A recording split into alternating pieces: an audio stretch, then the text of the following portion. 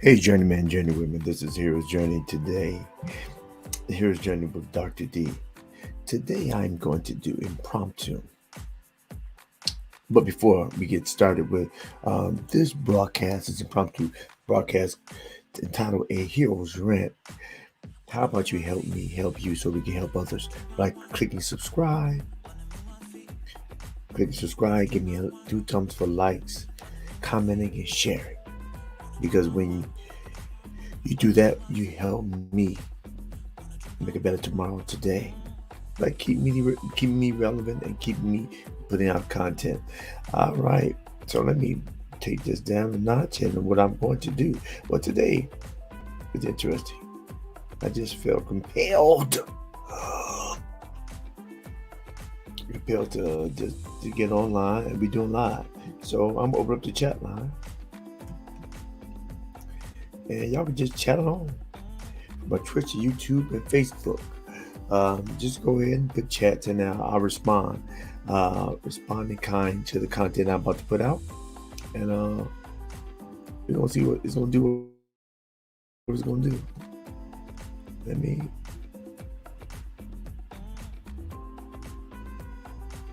I can't get the thing going. Oh, probably because I'm not on my channel. And my channel. Suggested. Here we go.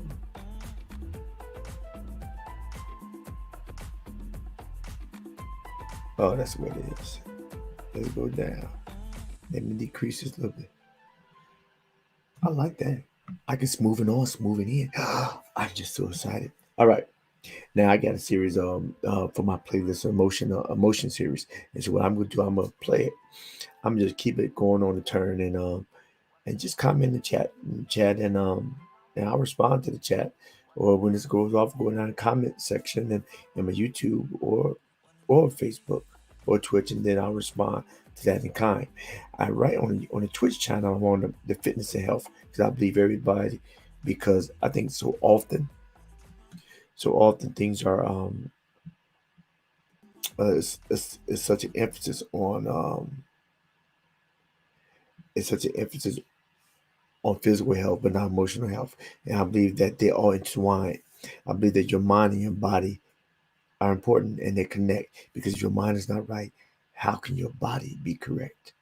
If your blood pressure is going up because you cannot regulate your emotions, it's kind of you kind of go in a jigsaw, whether it's relationship or situation or even the environment that you live in. So what we're going to talk about, I got a whole series. I don't know which one. Oh, this is the first one. The first video that's coming out, that's going to play is anger, secondary emotion. Oh, I think it's a live. I forgot which one's a live response. This is probably my. So we're gonna see what it's gonna do. Let's play it. Let it rip.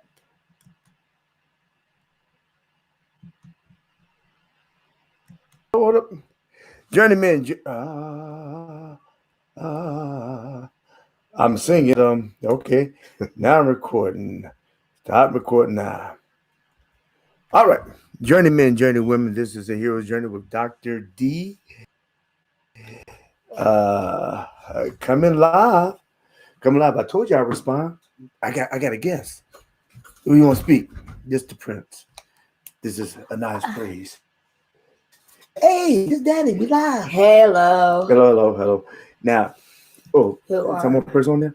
All right. Now I told y'all, if you look right there, see right there? I'm my dad's son. Yeah. Now I told y'all, if I get a comment, I try to be a man of my word. So I'm on here talking about it now. Now, this is what we're going to talk about. I'm just going to recap what we talked about earlier. I talked about anger, secondary emotion, and if everybody chooses to chime in, and chime in tight. Type the comments in on the section. Or I got somebody else coming up. They want to say hey too. You want to say hey? No, I don't want to hear no put no Beyblade on there. All right, come on, got somebody else. All right, come on, say hey y'all. Hi. Hey journeymen, journeywomen. Why do I think? Oh, how dare they? Okay. Uh, now, uh, I go to that what I was saying earlier. We talk about anger being secondary emotion, and I got one of my partners from for ANT, one of my teammates. I call him when I play ball at ANT. He commented on it as well, that he was in the classroom, and those undertone emotions about to come up. And see, what we talked about is that anger is a secondary emotion, and it's like an iceberg, or it's like the red light. Now, by it being a red light, Why is there chalkboard? what you say? Never mind. Why is there chalkboard? That's the chalkboard.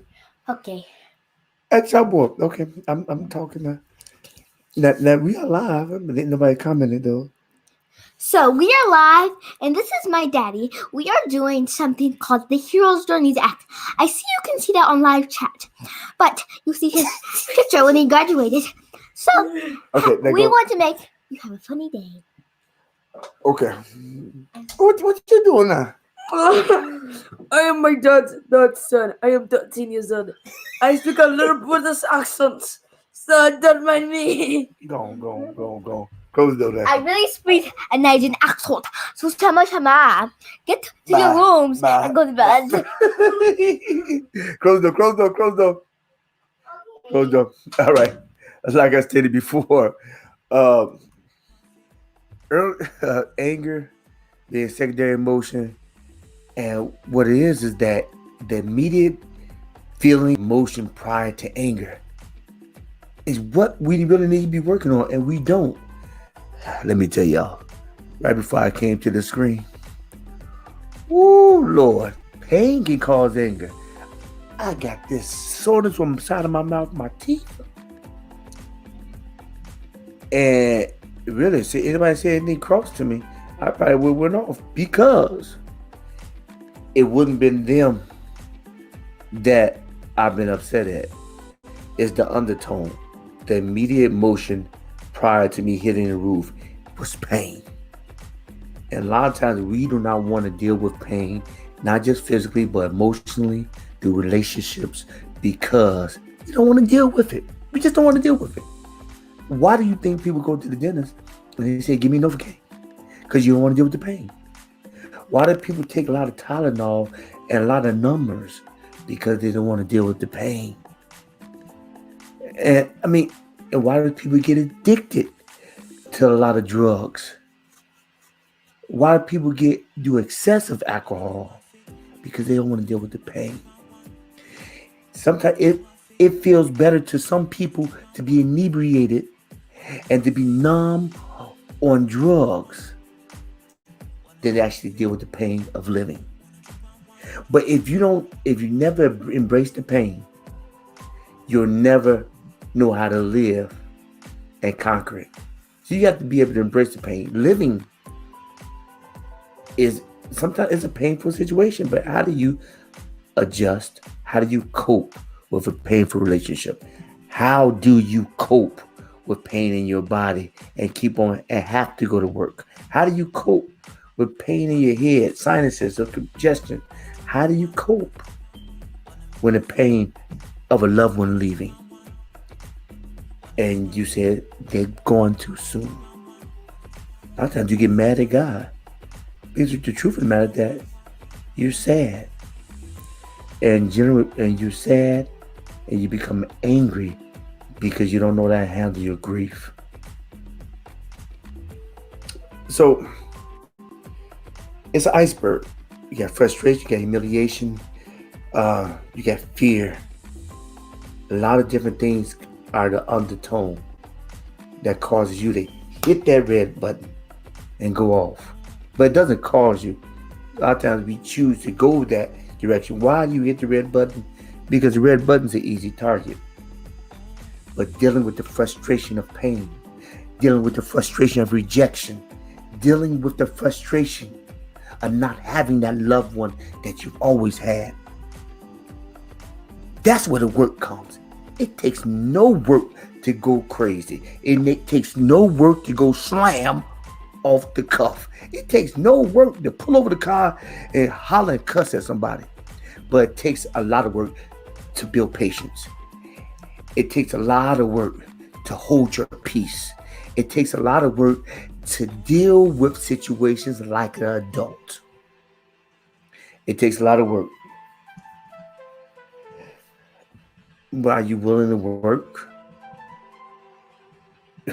for your conquest? And the conquest is never for the other individual. The conquest is for yourself.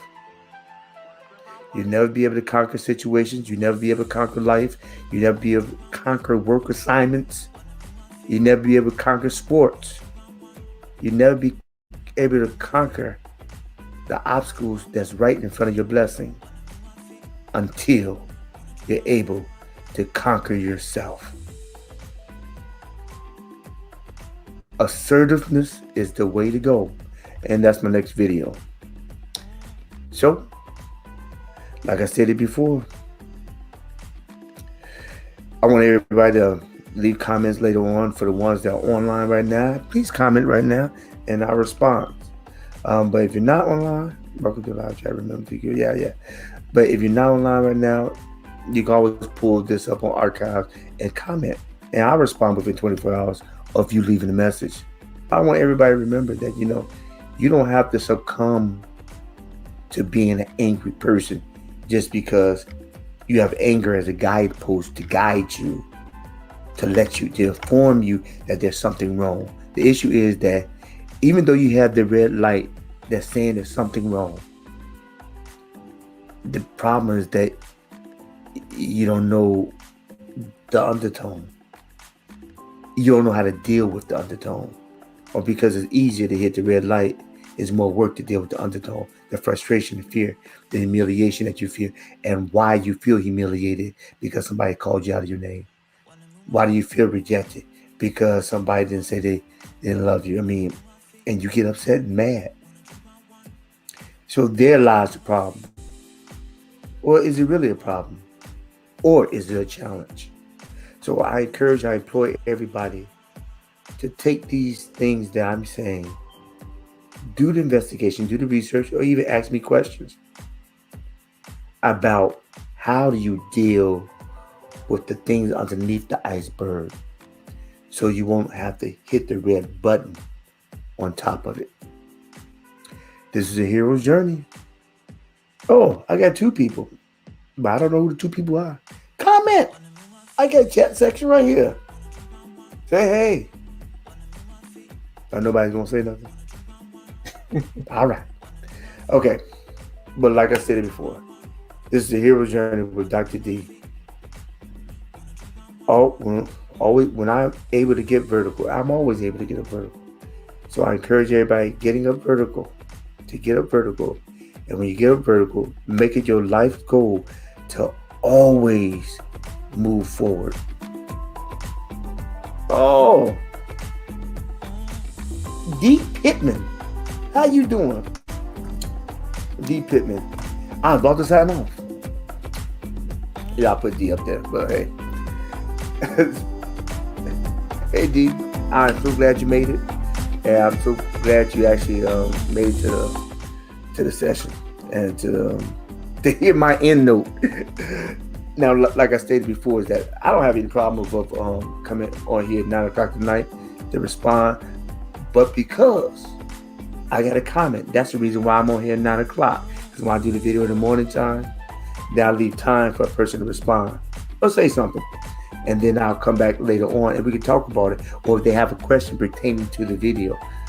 And I realize some people may actually see this and have not seen the video earlier. And that may be the case. But hey, it is what it is. I have many more. Coming up, and then we get a groove of it. And then the community will build up and we'll be able to converse more and more. But like I was saying before D got on, that I try to live by this confession, and I try to say it all my videos at the end. Is that every day I'm able to get up vertical. I try my best, and I will, and if I can, always move forward, because my goal is to pursue and to reach what God wants for me, what God had me, what He's destined for me to be. See, what He's destined for me to be, I have to reach for it. He won't give it to me while I'm sitting down. But when I move forward, He'll meet me at the door. And the only thing that keeps moving when you don't is time. We may not be getting any younger, but doggone, why can't we be getting better? My objective, my goal is to become better, more knowledgeable, more wise, and being more capable to give out of my experience. So also my goal is that to master the craft I have, so I may be able to. That's right, move forward in 2020. We got to move forward, because we don't move forward, we're not going anywhere. If you are a ship in the middle of the water, you have an anchor. You're not making progress. You're just stuck. So 2020, that's right, D. 2020. What we need to do is pull that anchor up, put it in the ship, onward, and move. Because if we won't move, we won't go anywhere. We wait for somebody to push us. But as long as we got a heart that's beating, why can't we push ourselves? Why do we need somebody to always make us do something? Don't you want to be better? I want to be better. Don't we all want to be better? I won't let anger. I won't let resentment. I won't let frustration. I won't let expectations keep me down. Because God has a purpose for you, and He has a purpose for me. And as long as I'm here on this side, I'm going to see what the end going to be. Because I'm going to be here until the end. So, it's just, it is what it is.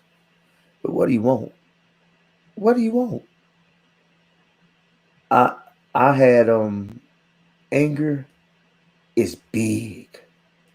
Anger is a thing that keeps a lot of people down, not just individually, but especially in relationships, because people don't know how to communicate, because they're communicating out of frustration, out of pain, out of resentfulness, out of rejection.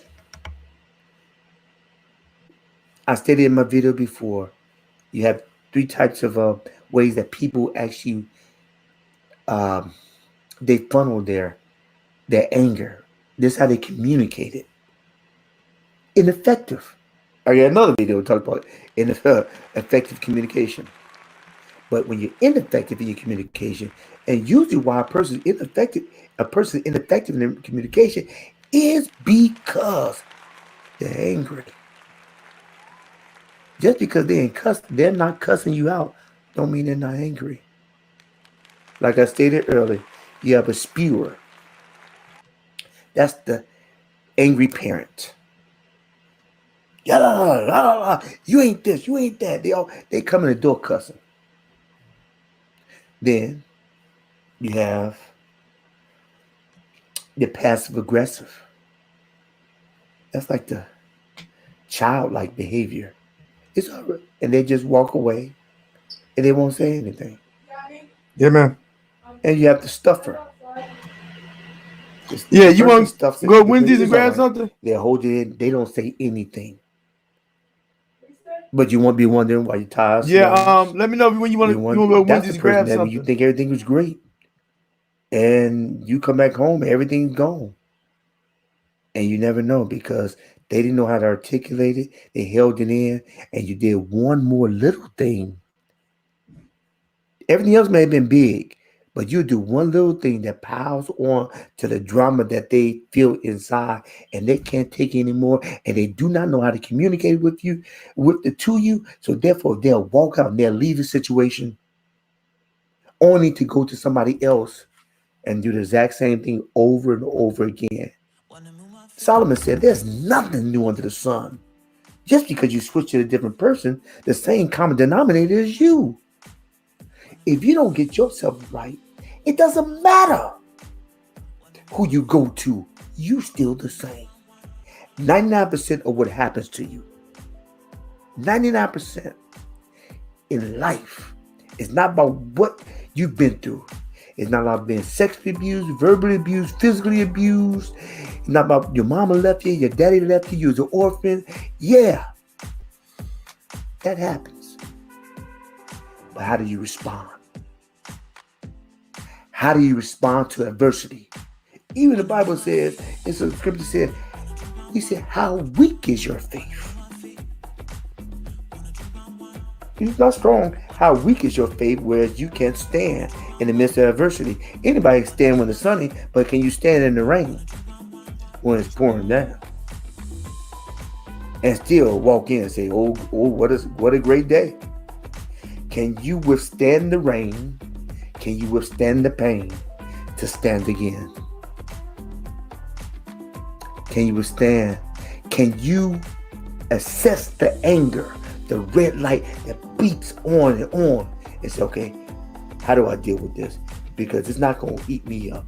I'm not getting an ulcer because of anger controlling my insides. I'm not getting cancer. I'm not getting it. So I'm going to deal with it like an adult. And that's assertive communication. Being assertive in communication and knowing thyself. If you know that on the 2nd Street, you're not the wisest person in the camp. So go down 3rd Street. But if you have to go down 2nd Street, learn how to cope with the potholes. Learn where the potholes are so you can avoid them. Next time, take the pepper spray so when the dog comes, you spray it in his face. So it may be a difficult road, but you know how to get through it. Don't let fear hold you stagnant from progress in life. Right there, that make you angry right there. That tick you off. So people, I'm new to this, and I'm hoping to build the community up inch by inch. I'm hoping to increase. So this is an extension of what I do. I'm a therapist. So I work with people. I love working with people because my goal is to inspire, to encourage, to motivate, and to educate. Helping individuals get beyond their first move. Because you don't get beyond your first move, you're just stuck where you are. You're not in 2020. You're in 2007 or 1970. You stuck. You haven't moved forward. You're in a time warp. So that's my objective and that's my goal. Like I tell my kids, learn something that you enjoy. Learn something and master it. So in the end, you can give it away. I won't have a thing when my days are ended. I never want it to be half empty. I want to pour the whole cup out. I want to exhaust all my gift. I want to leave it here. Deposit in other people. That they grow. That they grow when I go. It's no better reward. So okay. Thanks D for getting on and saying a couple words. That's encouraging. It did encourage me. So just if you have any if there's any comments or anything else, leave them down below.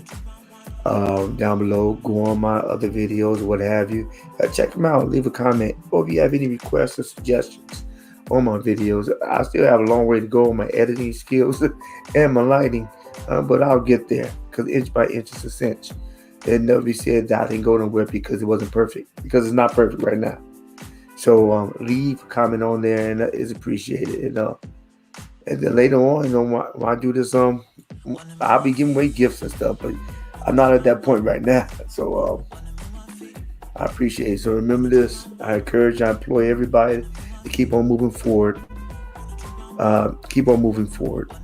And to, when God blesses you to wake up vertical, make it your point in life to move forward.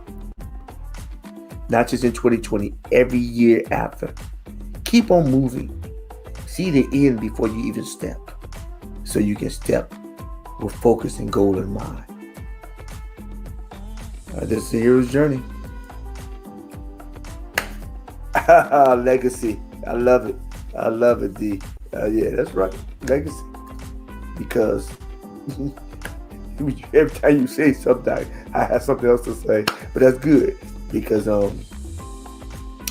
that'd be perfect. Because, D, I don't know if you ever heard my, if you look at my heroes updates are me just actually telling what my objectives are, my goals. My goals are do live videos, and as you see right now, I would do a live video, do the regular videos. I would do a live video as a follow-up to that video based on the comment. If I receive a comment, it could be one comment, and that's what I received, one comment. So therefore, I'm responding. And because you're on it kind of encouraged me to go on. So that's my first benchmark. My second benchmark is to do live call-in, where you call in and I'll talk lively. Then my final benchmark, unless anything adjusts, is that to have a thing called the Gathering of Heroes, where I will secure certain areas within the Carolinas and the Illinois, Chicago area, because I'm from the area as well, and maybe Georgia area, Barnes & Noble, Books A Million, or some place where it's free, where people in the community can come, and then we'll actually impart with each other. So that's my objectives, and that's to extend my platforms. I know everybody. I'm a therapist. Everybody won't come into my office, so I go into their house, like what I'm doing right now. Because the goal is not necessary for everybody to come to my office, but the goal is that if I can touch one person, to help them get unstuck, to move forward, I've done my job. And one of these days, I'm gonna tell y'all how far I've come and from whence I've come. Because life has not been no glass staircase in my situation as well. And that's why I want to help people get unstuck, because I kept moving when people said I couldn't. People told me I wouldn't. And I made it. With $60 in a duffel bag. At 17 years old, never been in North Carolina day in my life, but I came, I participated, and I conquered. So that's what I want everybody else to do. Find your path, find your road, and start walking on the journey. Because everybody has a hero within.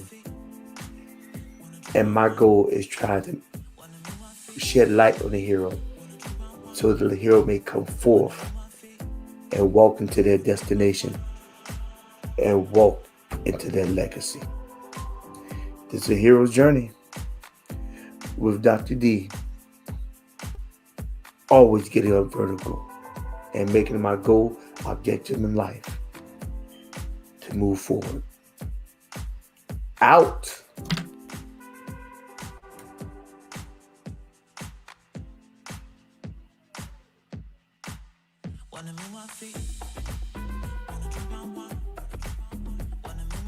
Hello, journeyman and journey women. This is a hero's journey with Dr.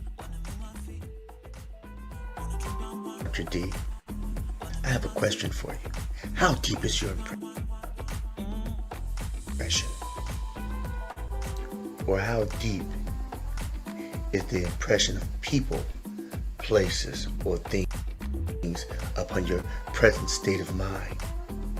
Well, today we're going to talk about the different levels of impressions and how they affect your current state of being. The things of the past, how they affect you and where you are right now in your life. We're going to use illustrative format, and we're going to use And we're going to go with a marker, a felt tip pen, a ballpoint pen, a number 3 pencil, a number 2 pencil, and finally, an eraser. Wait and see. Let's get to the video.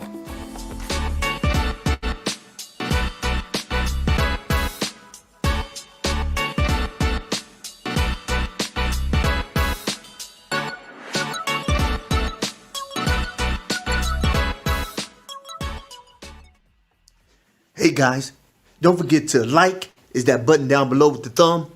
Click that like button, share the video, and comment, because you know if you comment, you got a live tonight at 9 o'clock. Because if there's no comment, there's no live. And also, there's something else I'm forgetting. Oh, subscribe. Please subscribe. It lets me know I'm appreciated and my time is not in vain. All right, pieces. Oh, deuce, peace, one of them. Hey, I'm glad everybody can make it out with me today. Let's get to it. Impressions. Why impressions? Because when I first met my wife, there was an impression that laid heavy on me, and which is the reason I proposed, and which is the reason why I married her. Some people make good first impressions, but some people make bad ones. And unfortunately, the bad impressions that individuals make are not in our adult years. Generally, the impressions that we deal with and we currently struggle with on a daily basis are our impressions of our childhood. We're not fighting with the adult most of the time. Most of the time we're fighting with the child, the hurt child. Remember the movie Antoine Fisher, and he said, who would cry for a little boy? There's so many little boys out there who are crying, and so many little girls who are crying. And the thing is, they're not little anymore. They're 35, 45, 55, and sometimes 60 to 70 years old. And they still have not dealt with the broken child. The broken child. Now, I look at it different ways. I look at it, it starts early. But in the depths of its beginning, of its origin, it starts like a dark marker.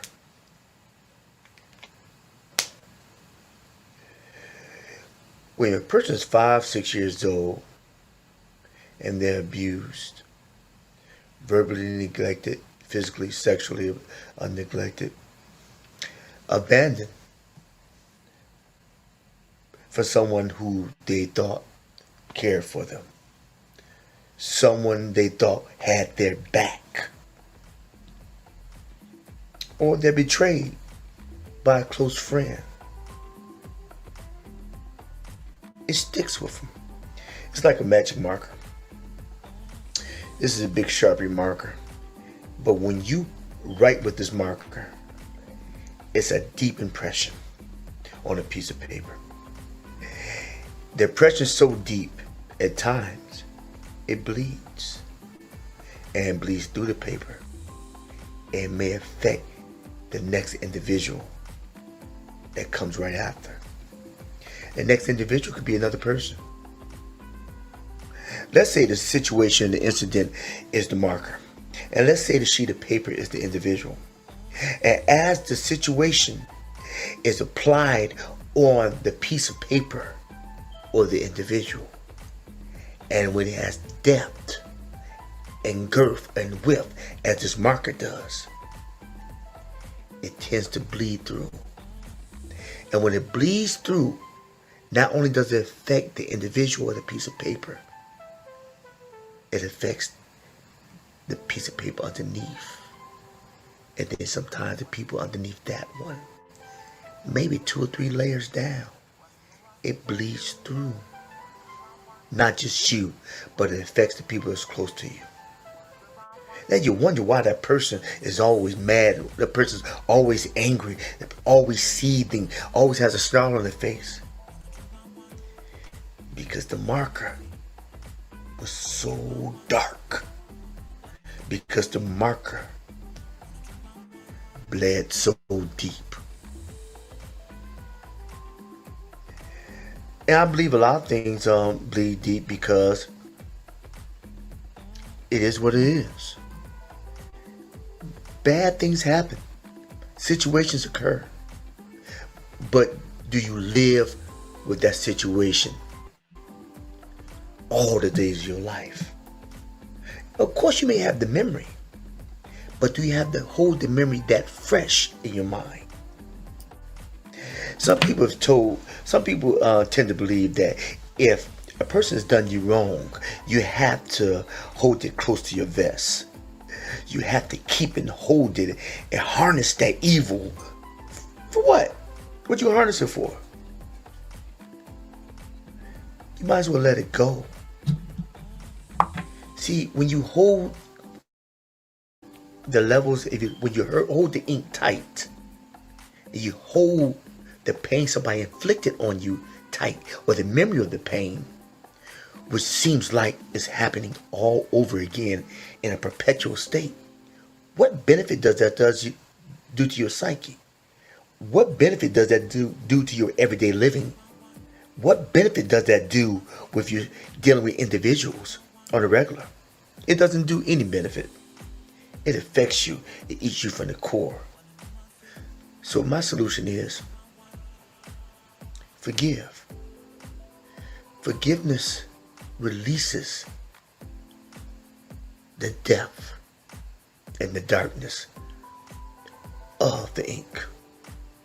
However, some things are really deep. It may take a little time. It goes from this marker to a felt tip. It goes to a felt tip pen, a felt tip marker. Whereas the darkness is it's still deep, but it's not as wide. So it doesn't cover as much space. So I mean, it's decreasing in the extent of the hurt, but the pain is still there. So you have to constantly forgive the individual. But why? Because see, the forgiveness is not necessarily for the other person, or it may relieve the person with some type of guilt, but really it's for you. It's to take that pain away. What good is it to carry the pain with you? What good is to carry the situation and to hold it heavy? What good is to internalize that pain and make it your own? It's no good at all. So the marker, sometimes you have to forgive more than once. Because forgiveness, you can say it in word, but then you have to start working yourself up to doing it in deed. And doing actions. Put some action behind your words. So that's when it gradually goes from the marker to the felt tip pen, or the thinner line marker to the ballpoint pen. Oh, now we're getting some progress. All right, ballpoint pen. So it's getting thinner. And the darkness of the marker is lightening up. So you're feeling a little load lifted. All right. So get the pen. Now you go for the pen. Graduation. Number 2 pencil. Number 2 pencil. Okay, you have an opportunity for things going away. Now number 2 pencil is the darker lead. Number 3 pencil is the lighter lead. That's the other graduation point. But finally, you want to get to the point where you get to the eraser. That's when you erase the incident off the paper. See, when it's erased off the paper, it doesn't necessarily mean it's gone, but all you have is an impression that's on the paper that does not control your life. See, the thing is that the good, the bad, the ugly, everything makes you who you are. The thing you don't ever want to happen is that the negative of the past controls your present state and paralyzes you from moving forward. See, I never said that the incident, the situations and the pain and the memories would totally go away. But the goal is not for them to go away, but the goal is for you to get control of your life. And by getting control of your life, you have to get control of your thoughts. Because as a man thinketh, so is he. Now let me break that down for you. When I mean think, I mean as you think within your subconscious, in the bed of all the memories and situations, in the bed of your gut, you don't need to stay in perpetual darkness. You need that darkness to lift and go away. So, in the levels of ink, not only does the ink decrease in darkness, but it decreases in width. And then it decreases in permanence because it transfers into lead. The number 2 pencil is the darkest of the lead. The number 3 pencil is the lightest of the lead. And then it reverses. And then the eraser erases the print. Now even, you all been to school. You know, sometimes when you write real hard and things are still there, you erase. Now you can erase it, but you still can see the imprint of the words. Because, and if you look real hard, you can see the words, the paragraph, everything. You erased it, but the imprint is still there. But the beauty of it all is that you can write over it. So journeymen, journeywomen, I encourage everybody to look at the new sheet of paper and write over it. But get to the new sheet of paper by forgiving the old transgressions against you that's been buried down and that's been controlling your present state. Forgive it.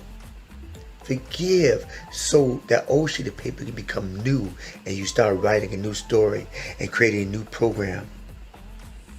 You had no control over the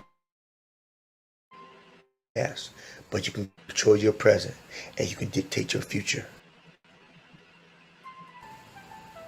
Remember, if you can get up vertical today, you can always push forward to go on further. Every day you get up vertical, make it a point to move forward and don't fall down. The Hero's Journey with Dr. D. Out.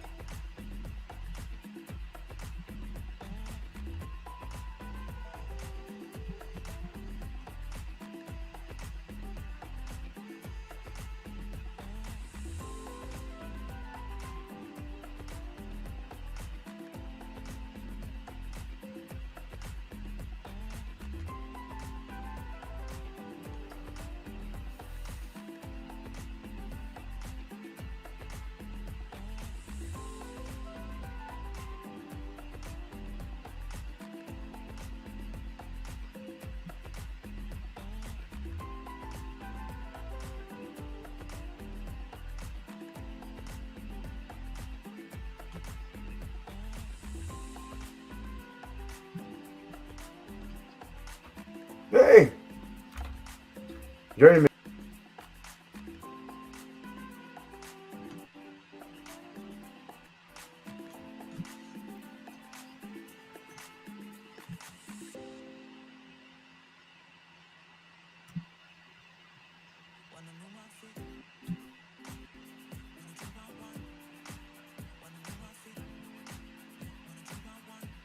Journey women.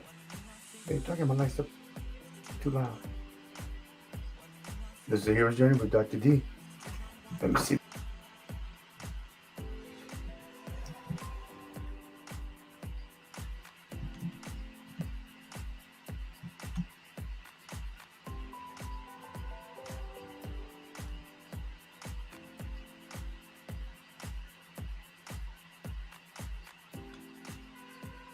I cut one of these down.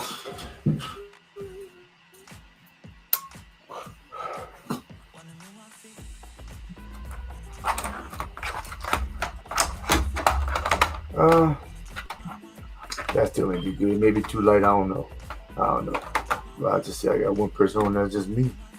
So let's see what we're looking like. That still ain't be fine. Okay. Hey y'all. Y'all come and say something?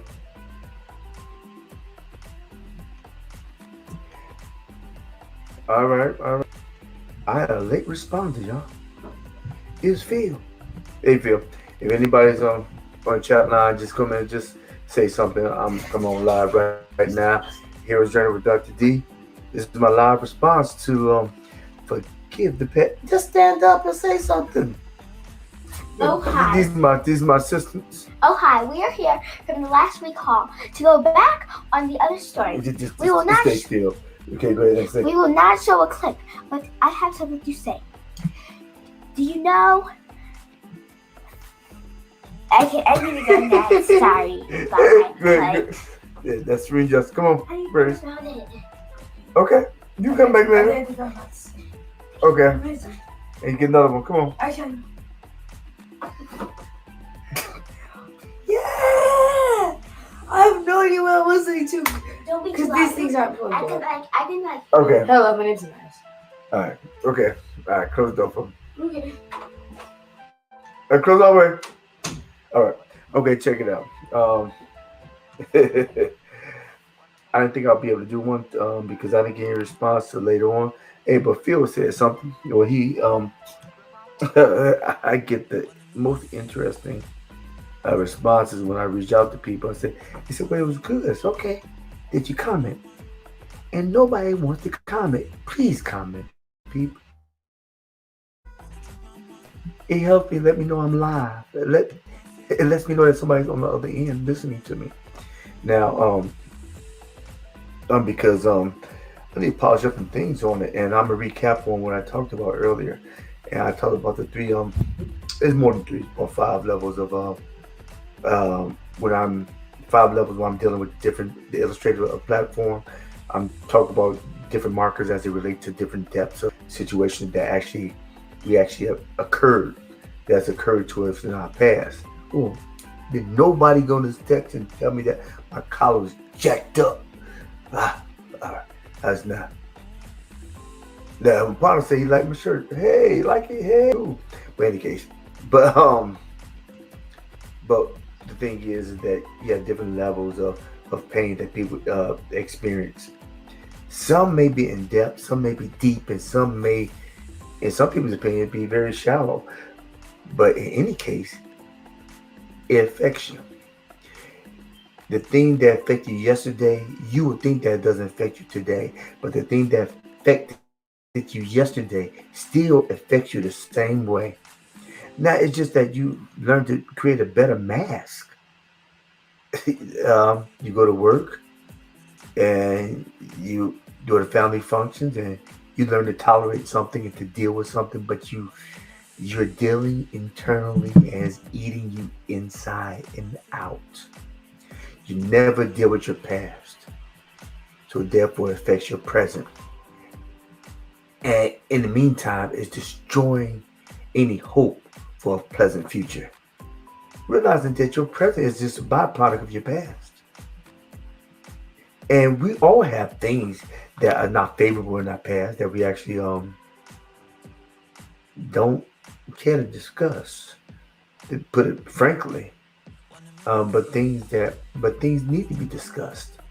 Or somebody you can confide in. Um, just to get off your chest and just to expel that thing. And just leave it. Well, I explained earlier that you have a marker. Some things are so dark. It's like redacted document. You know, you use it just to cover up the bad stuff. But the ink is so heavy that it bleeds.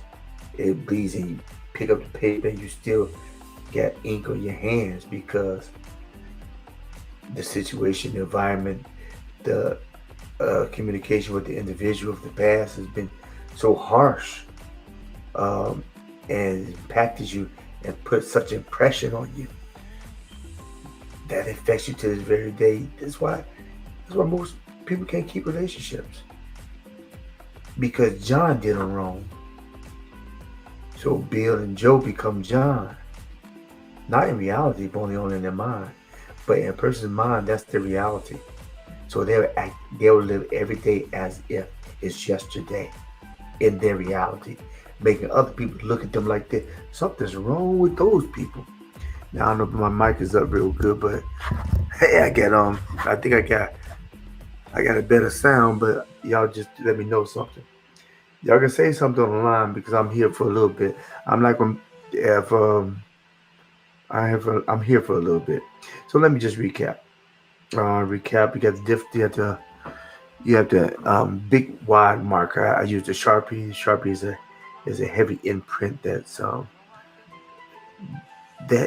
everybody know about the Sharpie. Everybody know about the big dark marker. Remember, elementary school, you have to get the poster board.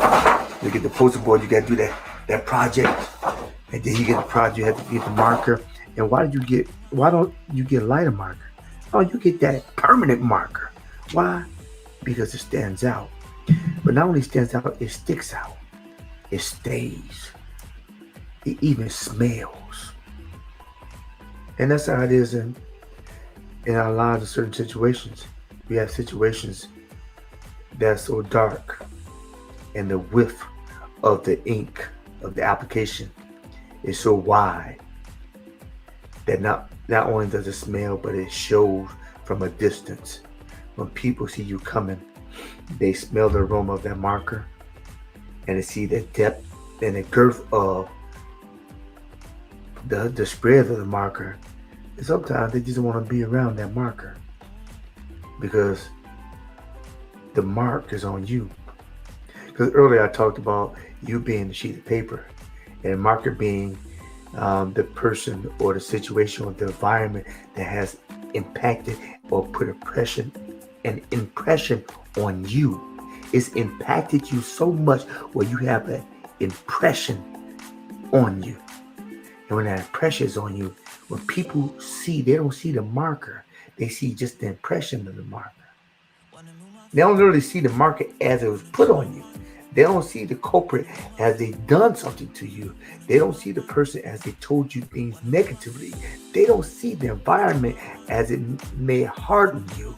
They don't see you not having heat on in the middle of a blizzard, a below zero weather. They don't see you walking to school with no shoes. They don't see not going without food. They don't see that. But they see the effects on your person, which is the impression. They see the effects on your person. And it can either make you hard or it can make you irreflective or make you better. Some people some people take it as, and they take it as not good. And the situation within itself is not good. The environment within itself is not good. How the person, the parent, the authority person, or the friend, the uncle that treated you is not good. But all things work together for the good of those who love God, are called according to his purpose. But I understand a lot of people don't love God. But it doesn't matter. It doesn't matter. We still have a purpose. If you love God or not, you still have a purpose. And the situations around you are there to make you stronger. And if you don't embrace it as a learning tool, it will be the mark on you. You won't embrace that mark. The mark will embrace you. And you'll be a marked soul. It won't be you making something out of the mark. It'll be people calling you a mark. Remember back in the day? That's a mark. That wasn't a pleasant statement of a endearing quality. Okay, but why I said the mark? You have the dark marker, then you go down to a felt tip or thinner Sharpie.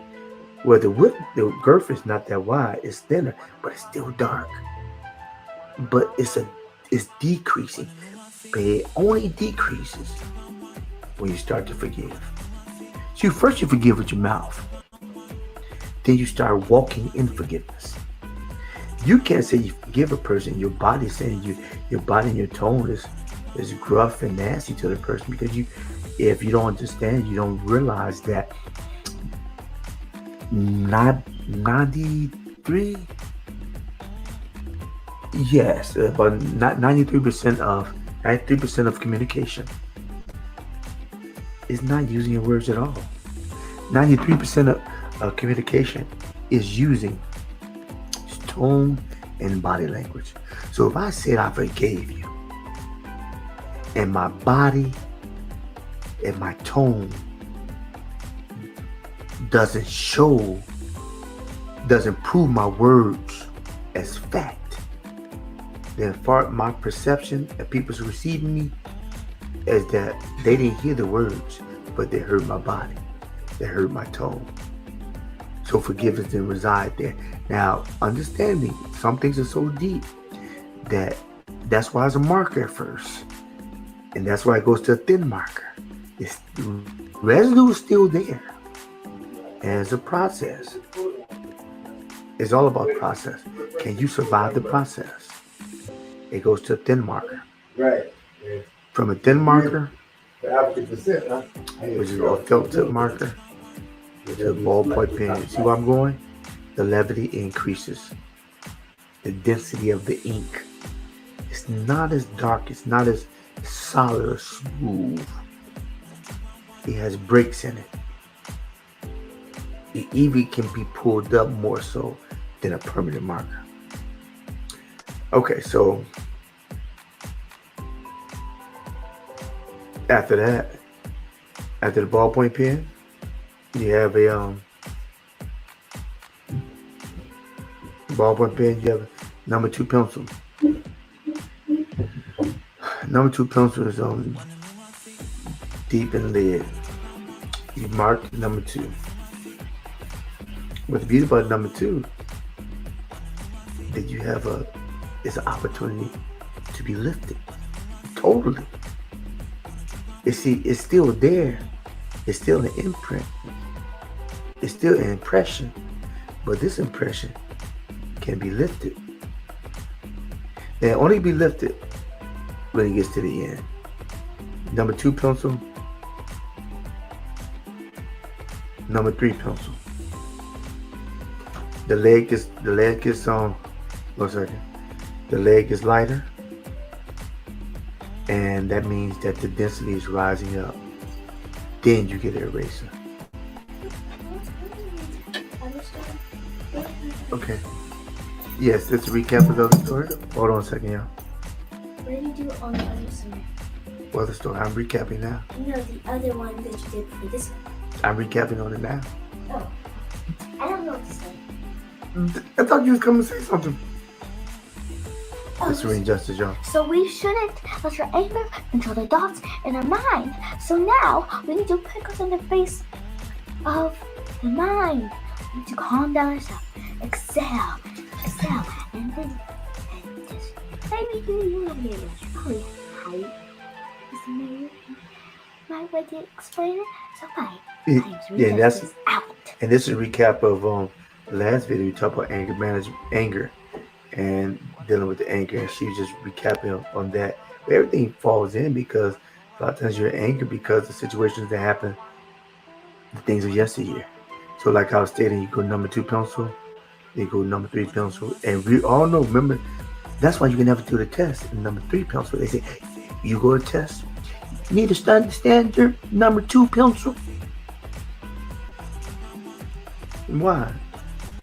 Because the computer could not pick up a number 3 pencil. It wasn't dark enough. But you don't need the darkness to reside in you. So that's why it's a good thing when you go from number 2 to number 3. It's light enough. And it's light enough for the last stage.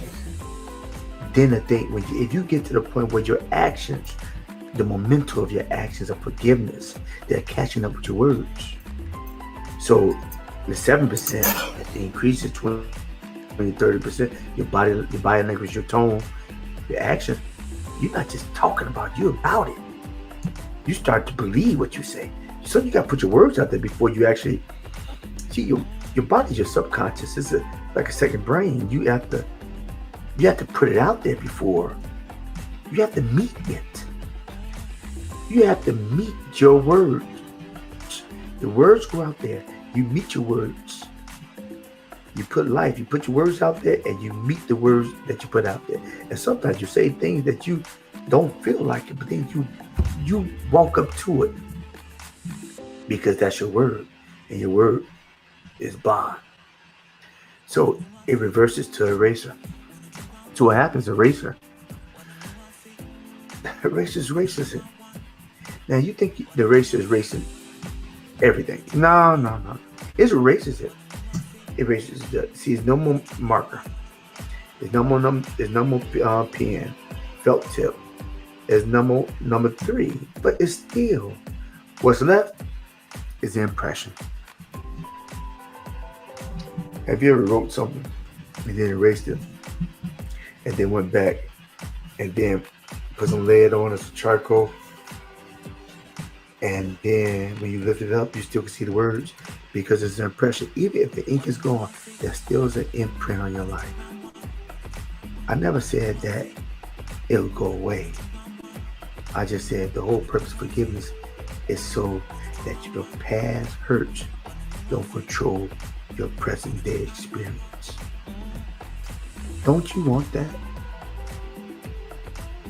See, don't ignore where you come from, but embrace it as a stepping stone to get where you're going. That's all we want.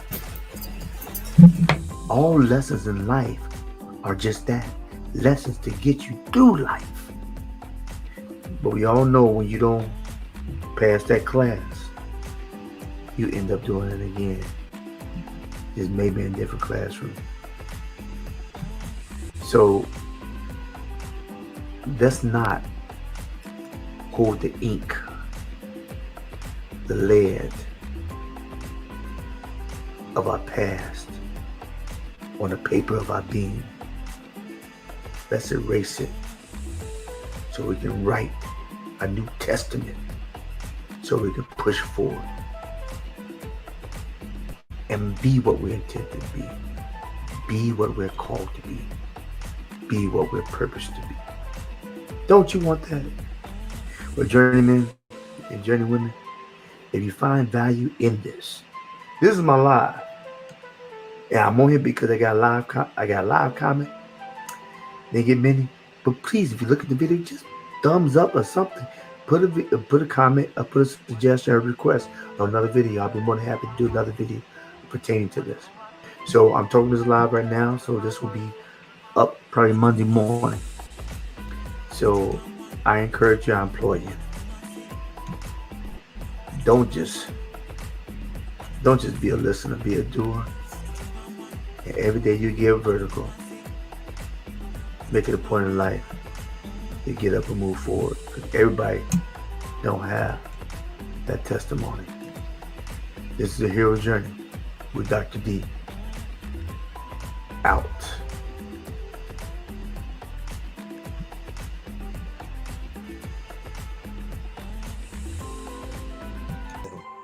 Give me a second. Hey, before I go any further, don't forget to click the like button down below, subscribe, share, and comment. Please let me know what you think so I can come back with feedback. Let's get it.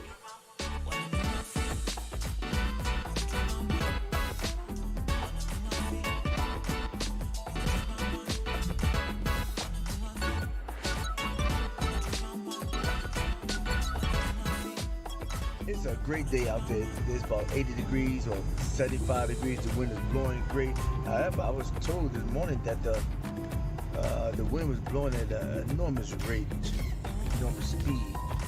It was blowing. While I was blowing, I was snoozing. So, see, that's what happens when you do people right. You go to sleep in peace, and when you don't hold things against anybody. You don't hold grudges, you don't have to worry about anything breaking you up. And so I'm one to believe that God will keep you in the midst of the storm and He'll keep you in peace. He'll keep you in peace even when it's stormy outside. Not only was it stormy outside, I was told by my wife that it was stormy, the winds were gushing at enormous rates. She was cleaning out the basement, we got a room in the bottom of the house that's get the kids stuff in it. She threw all the kids stuff outside of it and said everybody's gonna jump in because she thought we had to go to the storm cellar because the wind was really blowing that bad. Let me take my hat off. Now I'm almost at the store. By the time she unloaded she threw the kids stuff outside. She put it somewhere, cleaned it up, made a makeshift storm shelter. I mean, that's good. That's good. While she's making storm shelter, I was under the covers. But I said all that to say that when you don't hold things against anybody, when you try your best, because sometimes even in your best attempts, you're not able to actually get things out because sometimes you really don't know things are actually bothering you. And I've been in a situation where I didn't know things actually bothering me, and it was affecting me, but it was affecting how I was thinking. Because I am a firm believer that as a man thinketh, so is he. So therefore, well, what does it mean you need to work on? You need to work on your thinking. Thinking can make you stink. And and nobody wants to be around somebody who smells. And usually the odor that person has is unforgiveness, is bitterness, and there's a lot of pain. People who are pain hurt others. And I think some people hurt, they're not even intentional in their delivery. It just comes like they wake up, eat cereal, they just come and hurt somebody, cut somebody out. So I'm saying all that to say that I slept well last night. And it's a great day today. I got some work done, not everything that I wanted to get done, but the day is not over. I'm in transit to get some stuff from the store, but I just wanted to get online and get on video to actually tell everybody it's gonna be okay. If you're thinking it's bad, if it wasn't the corona, it'd have been something else. We always can find something that's bad, but I encourage everyone to look for the greatness in the situation. The calm in the middle of the storm. That's what I saw last night. I saw the calm in the middle of the storm. I saw it so well that I didn't even open my eyes to see the storm, because all I could see in the lids of my eyes is the calm, which gave me sweet sleep. So while people are thinking about the pain and the virus, and I can't get around this person because I may obtain something that I don't want, I can't get rid of it. I encourage you to obtain something that you can embrace. It's called joy. It's called empowerment. It's called perseverance to do right in the midst of your past when you've done wrong. This is a time of reflection. And if you don't take this time to reflect about where you are in your life, then your life will leave you. And before you know it, it'll be over. So I encourage everybody, and midst of this time of concern from everyone, I I, I want everybody to be encouraged. Bye. Hey family, I just want you to know that I'm thinking about you, and I want to encourage you and implore you to move ahead and remember there's always a calm in the midst of a storm. And if there's not always, I can guarantee you right now that there's a calm in the midst of this storm. And there definitely will be an ending of the storm. And so you'll be able to see with clarity the calm in this situation in your life. I encourage you and implore you to be encouraged and move forward. And remember, just the mere fact that you were able to get up vertical, it gives you the opportunity to move forward. So I encourage you to move forward and make today the best day ever. Rewind the time. Peace and blessings. And please click like, subscribe, and share. I really appreciate you and look forward to hearing more from you. Peace and blessings. This is Dr. D with A Hero's Journey.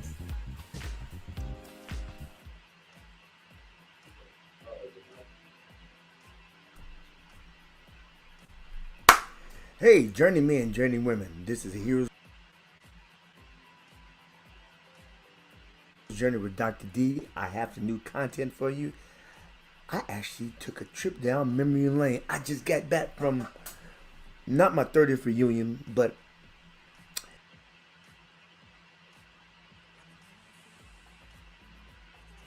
a reunion of sorts. It was a prom.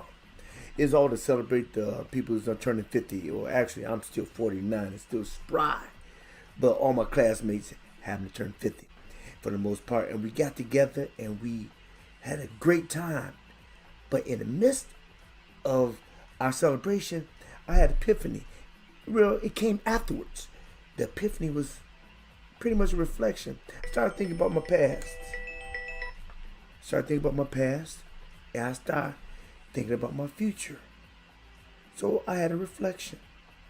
And that's what we're talking about today. But remember, I need y'all to like, subscribe, share, and comment, because I'm doing a new thing. The new thing is that after 9 o'clock tonight, we're going to discuss reflection. Put some comments down and we can talk about it and we can be about it. All right, let's get it.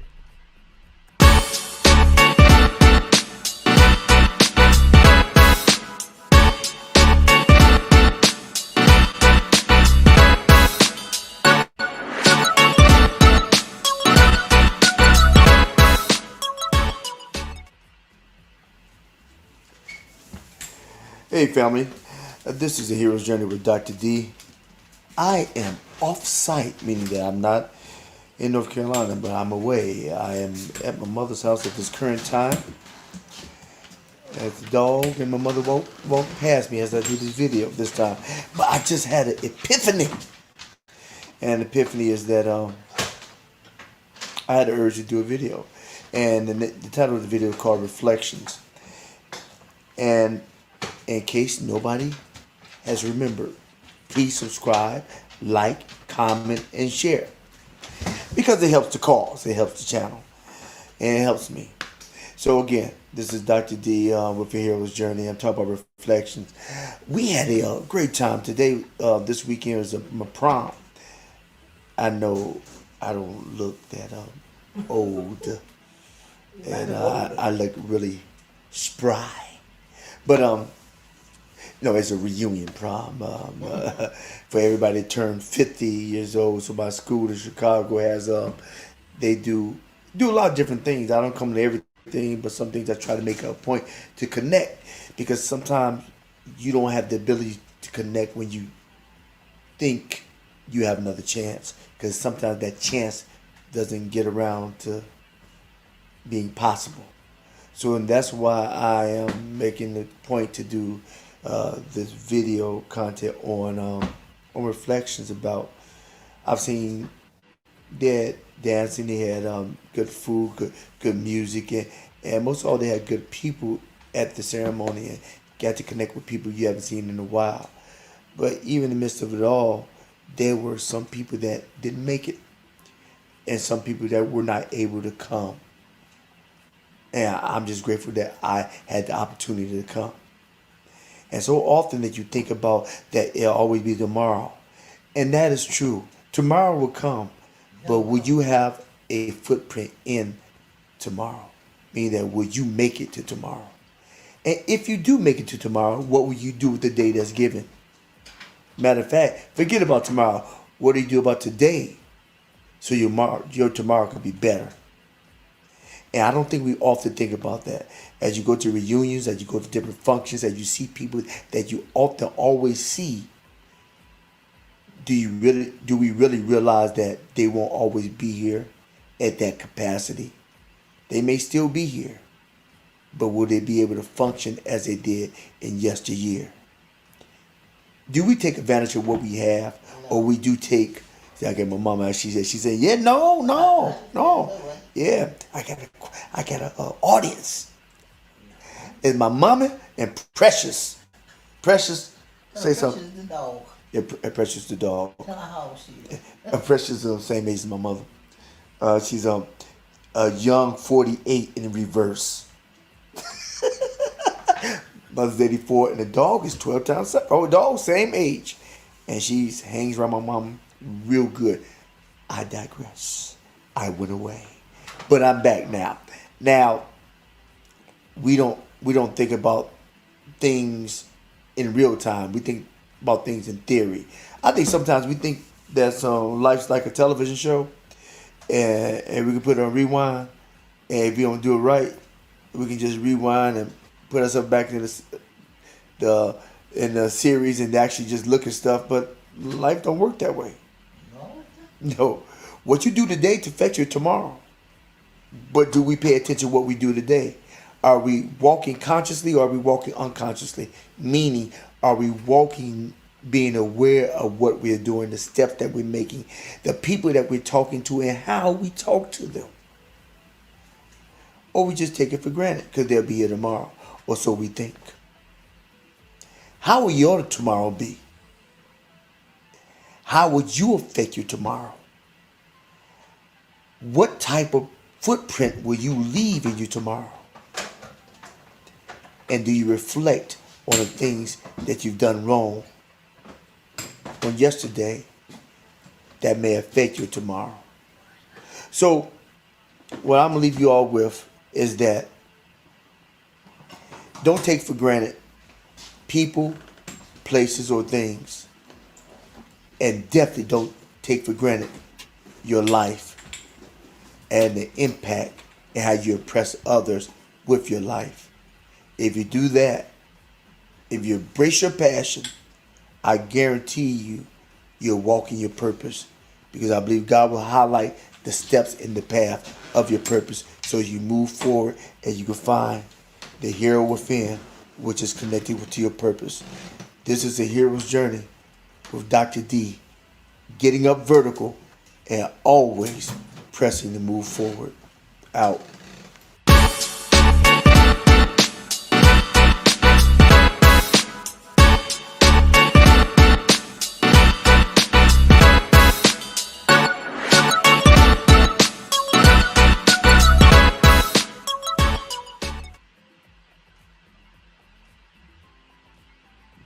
Hey, people.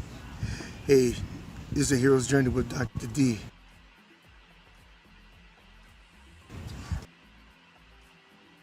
I'm outside in front of my coffee office. Sometimes I like people, so I need to be around the energy of people.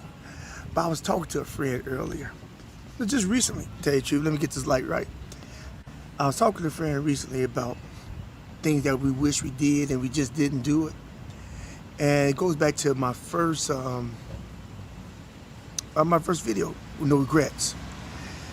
And No Regrets was talking about how the reason why I never did a YouTube page, because I had this rationale of that, well, if I do this, then everybody gonna be hounding me. Nobody's gonna be hounding me. However, what happens, that's just an example. What happens is that we rationalize fear. We rationalize the fear to do things that we know we can do and that will make an impact to somebody else and that will help somebody else. Meaning that we rationalize fear of the thing that we do the best. If we like people, we rationalize fear that if we go outside, a car hit us. If we rationalize fear about every little different thing. So therefore, what we do is that we rationalize our whole lives in one place. And when you're in one place, that means you're not moving. And if you're not moving, you're not making progress. I'm trying to make progress. I only have so many years to live. And you only have so many years to live. So let's not rationalize why we're not doing something. The enemy of fear is faith. The enemy of faith is fear. I don't know whose side you're on, but I'm on the side of faith. And I refuse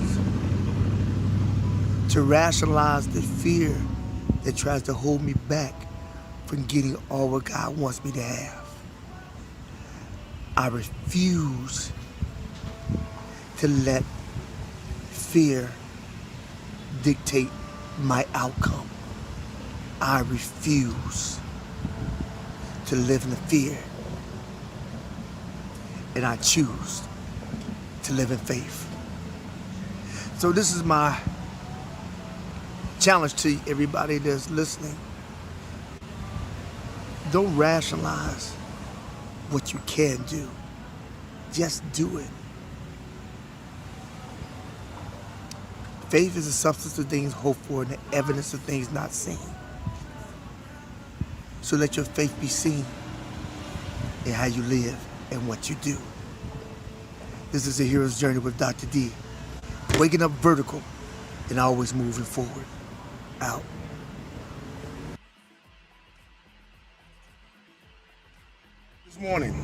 Good morning. Hello, everybody. This is Dr. D. The hero's journey with Dr. D. This is probably my first post that I'm putting right now. I got some more information that I'm going to deliver. However, I'm not delivering right now. I just want to put something up, and this is my first opportunity to put something on YouTube. For a while, I've been deliberating about putting something on, not putting something on. I thought about it, I turned 49 August 9th. And I thought about it and said, well, if I don't do it now, then when? And pretty much what came from my thinking and my pondering, my meditating, and within my devotion is that no regrets. A lot of times you live life in a regretful mode, and that's generally when you get to your latter years. I never want to be the person who said, woulda, coulda, woulda, shoulda. Oh, that's terrible. But I want to be the person who said, I did it, I accomplished it, I learned from it, I conquered it. If it's the thing that I have not conquered, it's the thing that was not meant for me to do in long term. However, it was the thing that was meant for me to actually partake in, to learn something from the lesson. You never know what you're supposed to do unless you try what you think you ought to. I cannot teach a person to look beyond their first move if I refuse to look beyond mine. And on that note, I'm out. And this is a hero's journey with Dr. D. On Trent, taking my kids to school for the first day. Alright. Thank God for getting no vertical. Now I can move forward.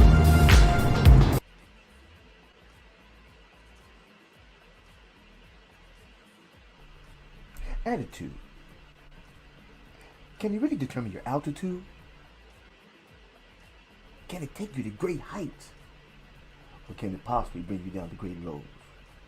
Well, today at Hero's Journey with Dr. D, we're going to briefly talk about the origins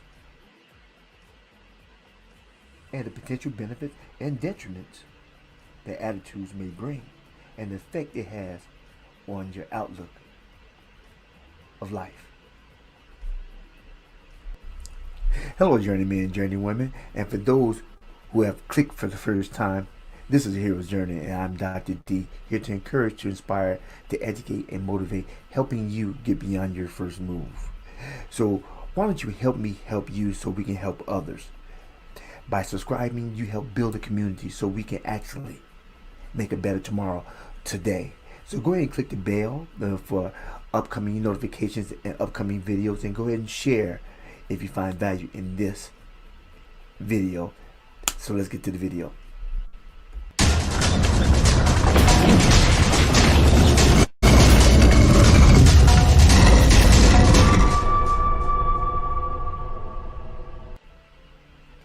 Attitude. You know, people who have nasty attitudes or good attitudes, positive or negative, and sometimes you don't even want to be around them. But let me explain something to you. Attitude is not a feeling, it's a state of mind. It's a state of mind that we all have, whether we acknowledge it or we don't acknowledge it. Some people would tell a person, you have a negative attitude. They say, no, I don't. You have a negative attitude. And those people generally are alone.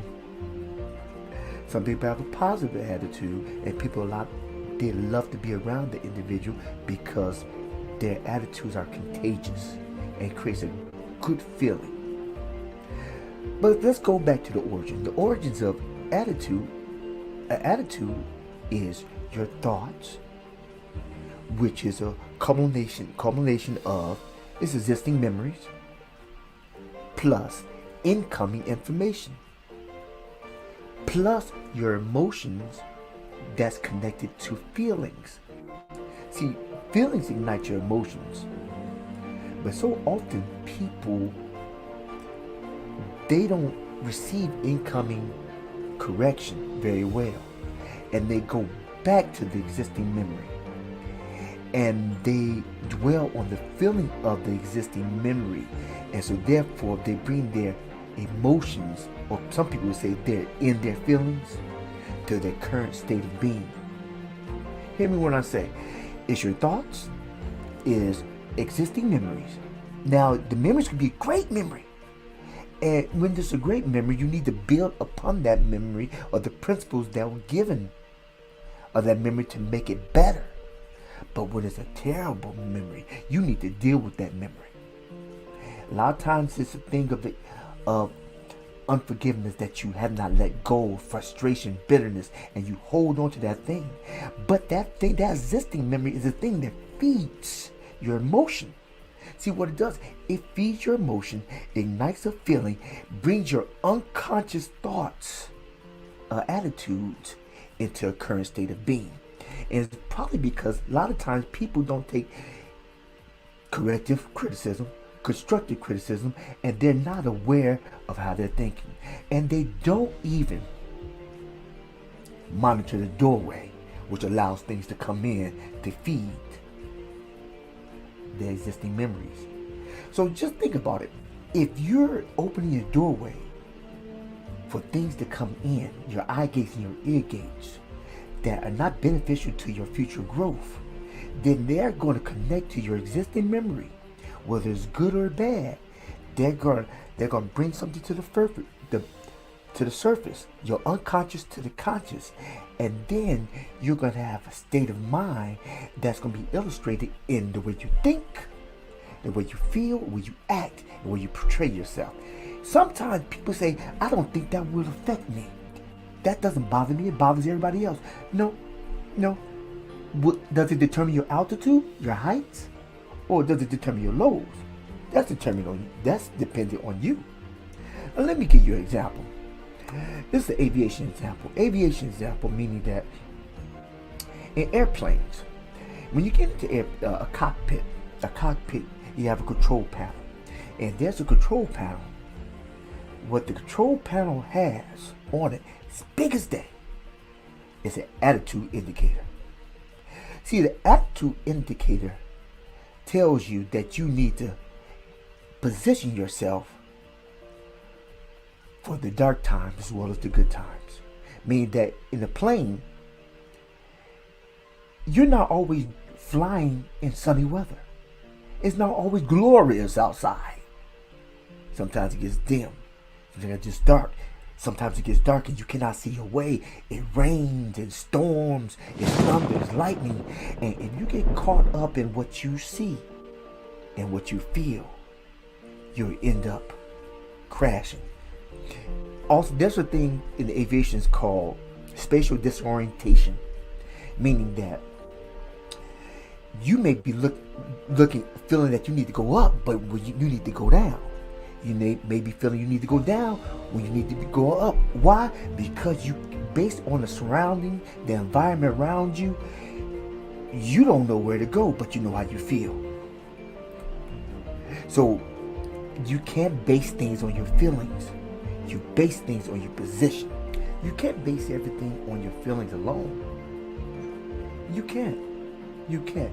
Your feelings has a part in your emotions, which connects to your attitude, but you shouldn't be caught up. You shouldn't be in your feelings.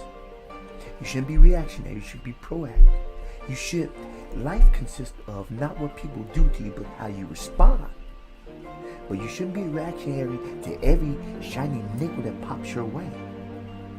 Ooh, here's a shiny nickel. Ooh, I want it. Ooh, it's a shiny dime. I want it. Based on how you're feeling, you can go different directions at many different times, and sometimes all at once. That's why your thoughts are very important. The existing memory connect with incoming information. You need to evaluate that.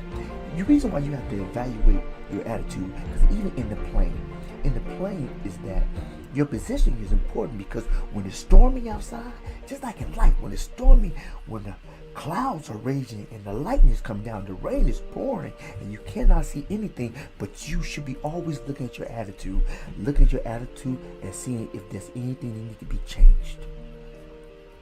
Because you can't get caught up in your feelings, because you can't see anything.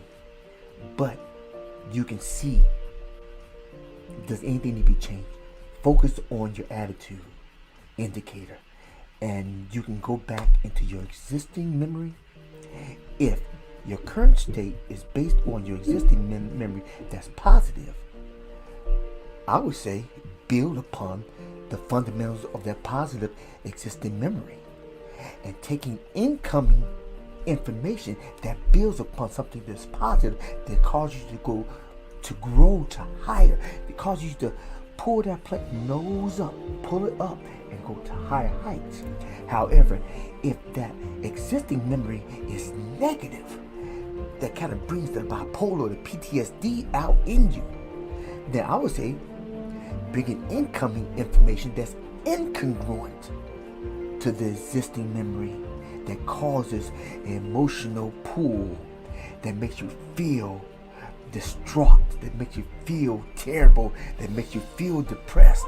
So get out those feelings and go back to your current state of consciousness, and don't pull from the existing memory that's negative.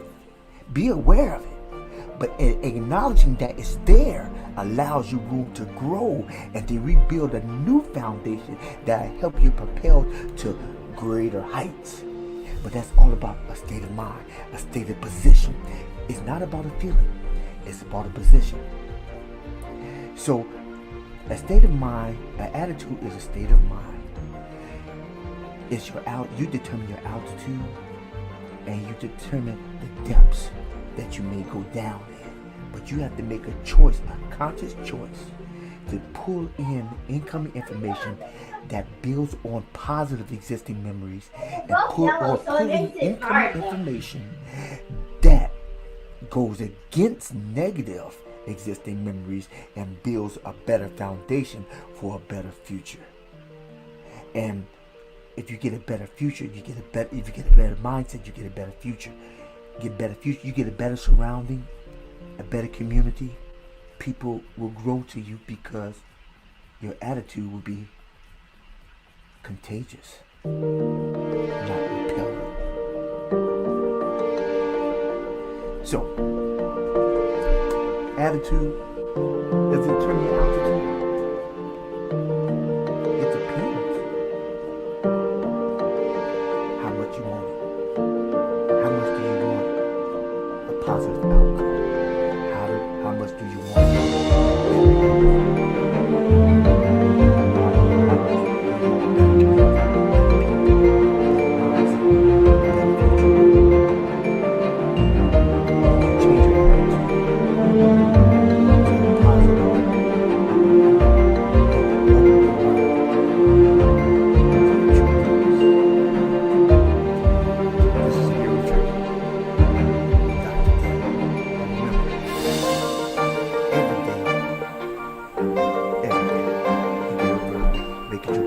to move forward and never look back.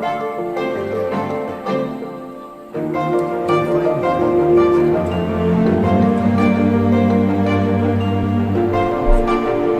remember you can help others by clicking subscribe so we can go out and move on, make a better tomorrow today. Go ahead and click the bell so you get future notifications about upcoming events and videos. And share this content, because if it's helped you, it definitely helps somebody else. Peace and blessings.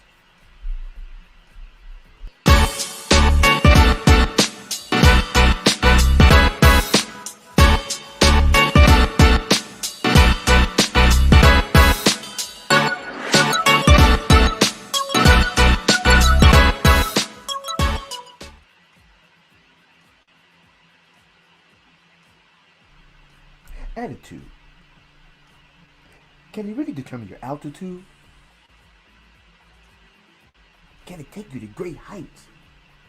Or can it possibly bring you down to great lows? Well, today at Hero's Journey with Dr. D, we're going to briefly talk about the origins and the potential benefits and detriments that attitudes may bring and the effect it has on your outlook of life. Hello, journeymen and journeywomen, and for those who have clicked for the first time, this is a Hero's Journey, and I'm Dr. D, here to encourage, to inspire, to educate, and motivate, helping you get beyond your first move. So why don't you help me help you so we can help others? By subscribing, you help build a community so we can actually make a better tomorrow today. So go ahead and click the bell for upcoming notifications and upcoming videos, and go ahead and share if you find value in this video. So let's get to the video.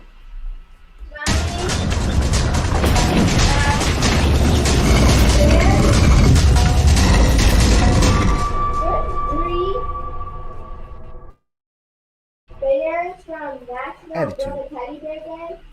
You know, people who have nasty attitudes or good attitudes, positive or negative, and sometimes you don't even want to be around them. But let me explain something to you. Attitude is not a feeling, it's a state of mind. It's a state of mind that we all have, whether we acknowledge it or we don't acknowledge it. Some people would tell a person, you have a negative attitude. They say, no, I don't. You have a negative attitude. And those people generally are alone. Some people have a positive attitude, and they love to be around the individual because their attitudes are contagious and creates a good feeling. But let's go back to the origin. The origins of attitude. An attitude is your thoughts, which is a culmination of its existing memories plus incoming information plus your emotions that's connected to feelings. See, feelings ignite your emotions. But so often people, they don't receive incoming correction very well. And they go back to the existing memory. And they dwell on the feeling of the existing memory. And so therefore they bring their emotions, or some people would say they're in their feelings, to their current state of being. Hear me when I say, it's your thoughts, is existing memories. Now, the memories can be a great memory. And when there's a great memory, you need to build upon that memory or the principles that were given of that memory to make it better. But when it's a terrible memory, you need to deal with that memory. A lot of times it's a thing of unforgiveness that you have not let go, frustration, bitterness, and you hold on to that thing. But that existing memory is a thing that feeds your emotion. See what it does? It feeds your emotion, ignites a feeling, brings your unconscious thoughts, attitudes into a current state of being. And it's probably because a lot of times people don't take corrective criticism, constructive criticism, and they're not aware of how they're thinking. And they don't even monitor the doorway, which allows things to come in to feed the existing memories. So just think about it. If you're opening your doorway for things to come in, your eye gates and your ear gates, that are not beneficial to your future growth, then they're going to connect to your existing memory, whether it's good or bad. They're going to bring something to the surface, your unconscious to the conscious, and then you're going to have a state of mind that's going to be illustrated in the way you think, the way you feel, the way you act, the way you portray yourself. Sometimes people say, I don't think that will affect me. That doesn't bother me, it bothers everybody else. No. Does it determine your altitude, your heights? Or does it determine your lows? That's dependent on you. Now let me give you an example. This is an aviation example. Aviation example meaning that in airplanes, when you get into a cockpit, you have a control panel. And there's a control panel. What the control panel has on it, as big as day, is an attitude indicator. See, the attitude indicator tells you that you need to position yourself for the dark times as well as the good times. Meaning that in the plane, you're not always flying in sunny weather. It's not always glorious outside. Sometimes it gets dim. Sometimes it's just dark. Sometimes it gets dark and you cannot see your way. It rains and storms, it thunders, lightning. And if you get caught up in what you see and what you feel, you'll end up crashing. Also, there's a thing in the aviation called spatial disorientation, meaning that you may be feeling that you need to go up, but you need to go down. You may be feeling you need to go down when you need to be going up. Why? Because you, based on the surrounding, the environment around you, you don't know where to go, but you know how you feel. So you can't base things on your feelings. You base things on your position. You can't base everything on your feelings alone. You can't. Your feelings have a part in your emotions, which connects to your attitude, but you shouldn't be caught up. You should be in your feelings. You shouldn't be reactionary. You should be proactive. Life consists of not what people do to you, but how you respond. But you shouldn't be reactionary to every shiny nickel that pops your way. Ooh, this is a shiny nickel. Ooh, I want it. Ooh, it's a shiny dime. I want it. Based on how you're feeling, you can go different directions at many different times, and sometimes all at once. That's why your thoughts are very important. The existing memory connect with incoming information. You need to evaluate that. The reason why you have to evaluate your attitude is even in the plane is that your position is important, because when it's storming outside, just like in life, when it's storming, when the clouds are raging and the lightning is coming down, the rain is pouring, and you cannot see anything, but you should be always looking at your attitude and seeing if there's anything that needs to be changed. Because you can't get caught up in your feelings, because you can't see anything. But you can see if there's anything to be changed. Focus on your attitude indicator, and you can go back into your existing memory.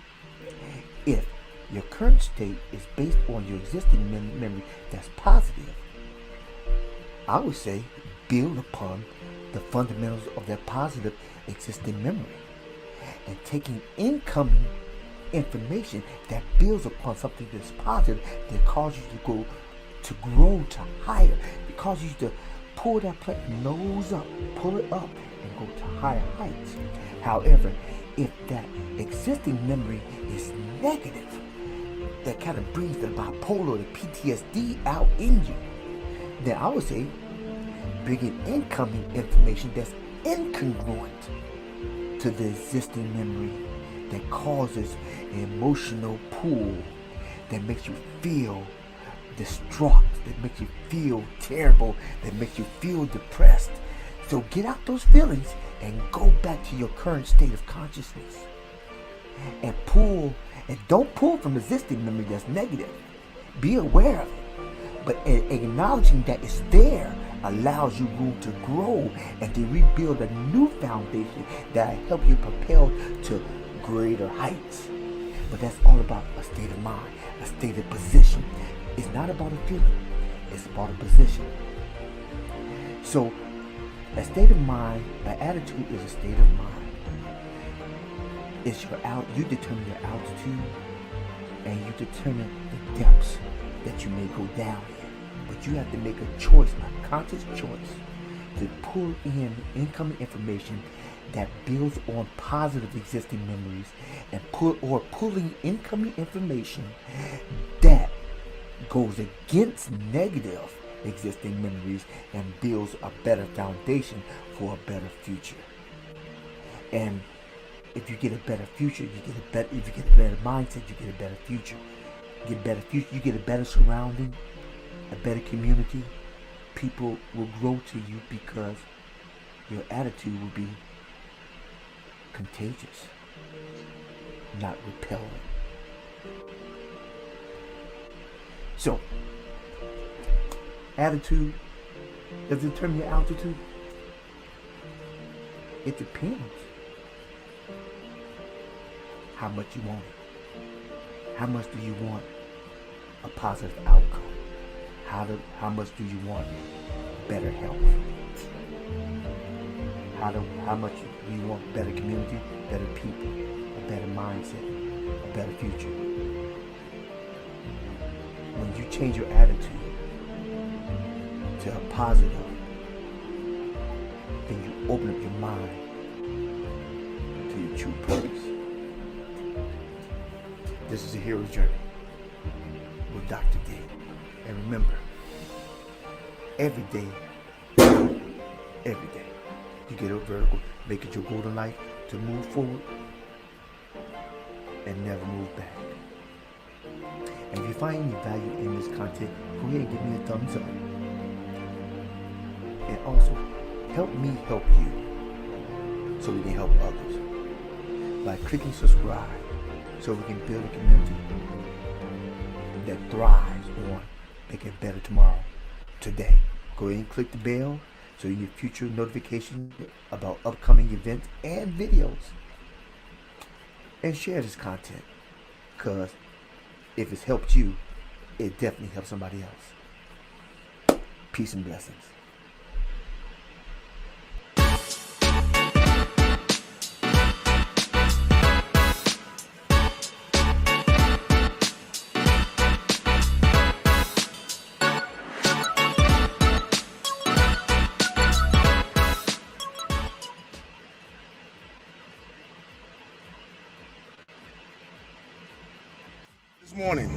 Good morning. Hello, everybody. This is Dr. D.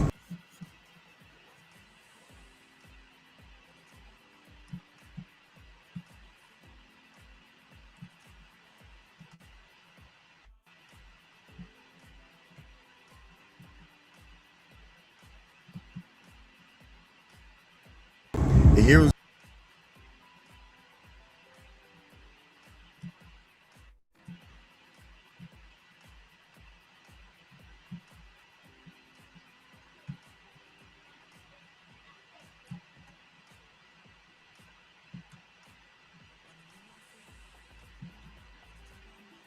Journey with Dr. D. This is probably my first post that I'm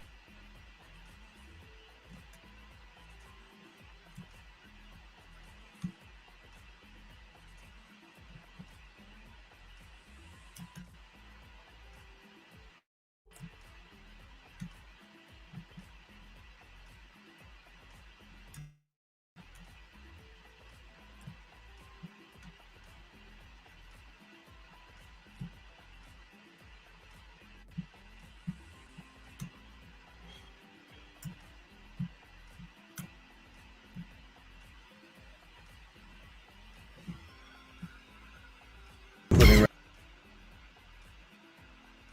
right now. I got some more information that I want to deliver. However, I'm not delivering it right now. I just want to put something up, and this is my my first opportunity to put something on YouTube. For a while, I've been deliberating about putting something on, and not putting something on. I thought about it. I turned 49 August 9th. And I thought about it and said, well, if I don't do it now, then when?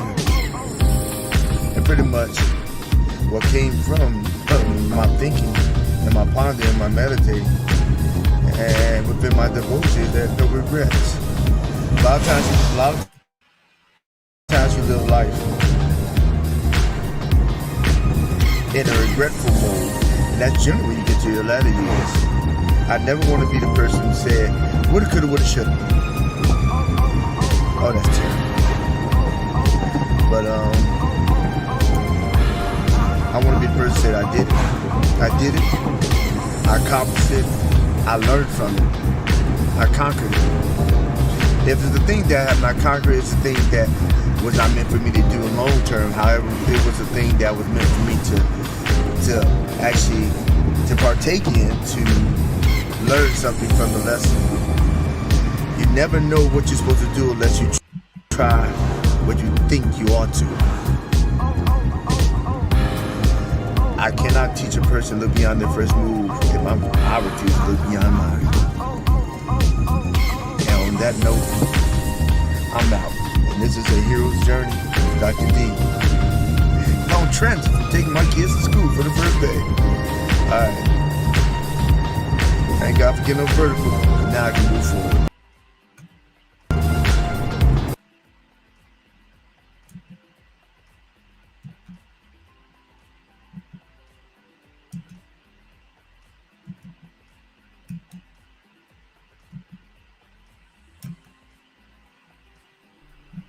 Attitude. Can you really determine your altitude?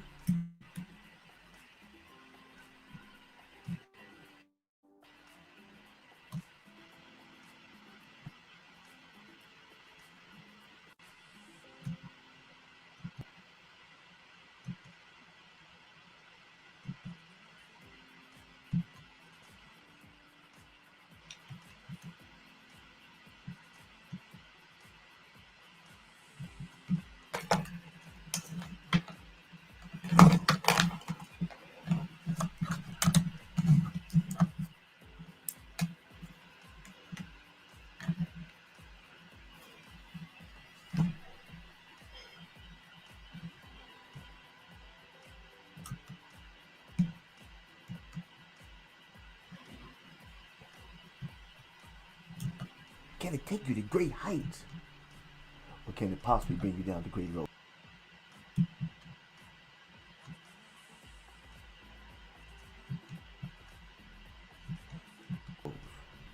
Well, today at Hero's Journey with Dr. D, we're going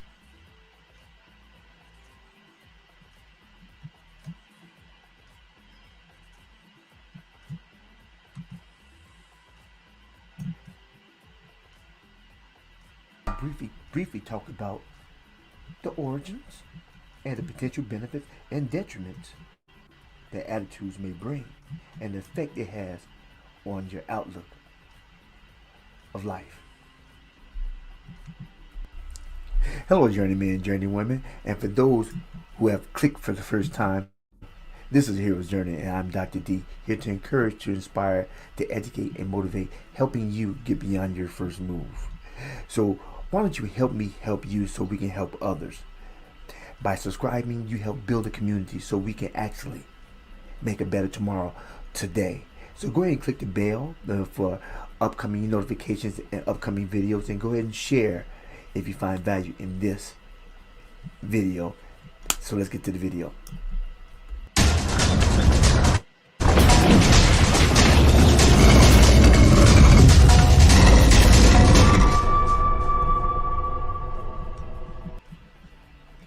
Attitude. You know, people who have nasty attitudes or good attitudes, positive or negative, and sometimes you don't even want to be around them. But let me explain something to you. Attitude is not a feeling, it's a state of mind. It's a state of mind that we all have, whether we acknowledge it or we don't acknowledge it. Some people would tell a person, you have a negative attitude. They say, no, I don't. You have a negative attitude. And those people generally are alone. Some people have a positive attitude, and they love to be around the individual because their attitudes are contagious and creates a good feeling. But let's go back to the origin. The origins of attitude. An attitude is your thoughts, which is a culmination of its existing memories plus incoming information plus your emotions that's connected to feelings. See, feelings ignite your emotions, but so often people, they don't receive incoming correction very well, and they go back to the existing memory, and they dwell on the feeling of the existing memory, and so therefore they bring their emotions, or some people would say they're in their feelings, to their current state of being. Hear me when I say, it's your thoughts, is existing memories. Now, the memories could be a great memory. And when there's a great memory, you need to build upon that memory or the principles that were given of that memory to make it better. But when it's a terrible memory, you need to deal with that memory. A lot of times it's a thing of unforgiveness that you have not let go, frustration, bitterness, and you hold on to that thing. But that existing memory is a thing that feeds your emotion. See what it does? It feeds your emotion, ignites a feeling, brings your unconscious thoughts, attitudes into a current state of being. And it's probably because a lot of times people don't take constructive criticism, and they're not aware of how they're thinking. And they don't even monitor the doorway, which allows things to come in to feed their existing memories. So just think about it. If you're opening your doorway for things to come in, your eye gates and your ear gates, that are not beneficial to your future growth, then they're going to connect to your existing memory, whether it's good or bad. They're going to bring something to the surface, your unconscious to the conscious, and then you're going to have a state of mind that's going to be illustrated in the way you think, the way you feel, the way you act, the way you portray yourself. Sometimes people say, I don't think that will affect me. That doesn't bother me. It bothers everybody else. No. Does it determine your altitude, your heights, or does it determine your lows? That's dependent on you. Now let me give you an example. This is an aviation example. Aviation example meaning that in airplanes, when you get into a cockpit, you have a control panel, and there's a control panel. What the control panel has on it, as big as day, is an attitude indicator. See, the attitude indicator tells you that you need to position yourself for the dark times as well as the good times. Meaning that in the plane, you're not always flying in sunny weather. It's not always glorious outside. Sometimes it gets dim. Sometimes it's just dark. Sometimes it gets dark and you cannot see your way. It rains and storms, it thunders, lightning. And if you get caught up in what you see and what you feel, you'll end up crashing. Also, there's a thing in the aviation called spatial disorientation, meaning that you may be feeling that you need to go up, but you need to go down. You may be feeling you need to go down when you need to go up. Why? Because based on the surrounding, the environment around you, you don't know where to go, but you know how you feel. So you can't base things on your feelings. You base things on your position. You can't base everything on your feelings alone. You can't. Your feelings has a part in your emotions, which connects to your attitude, but you shouldn't be caught up. You shouldn't be in your feelings. You shouldn't be reactionary. You should be proactive. You should.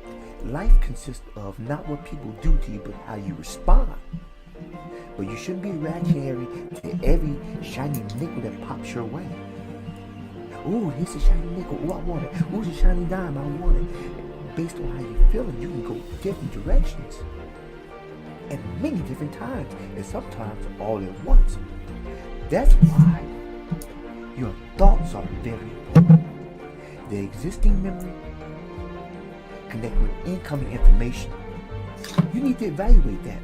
The reason why you have to evaluate your attitude, because even in the plane is that your positioning is important, because when it's storming outside, just like in life, when it's storming, when the clouds are raging and the lightning's come down, the rain is pouring, and you cannot see anything, but you should be always looking at your attitude and seeing if there's anything that needs to be changed.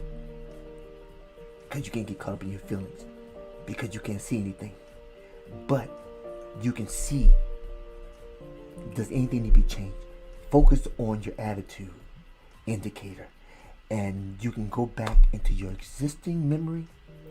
If your current state is based on your existing memory that's positive, I would say build upon the fundamentals of that positive existing memory, and taking incoming information that builds upon something that's positive, that causes you to grow to higher, that causes you to pull that plate nose up, pull it up, and go to higher heights.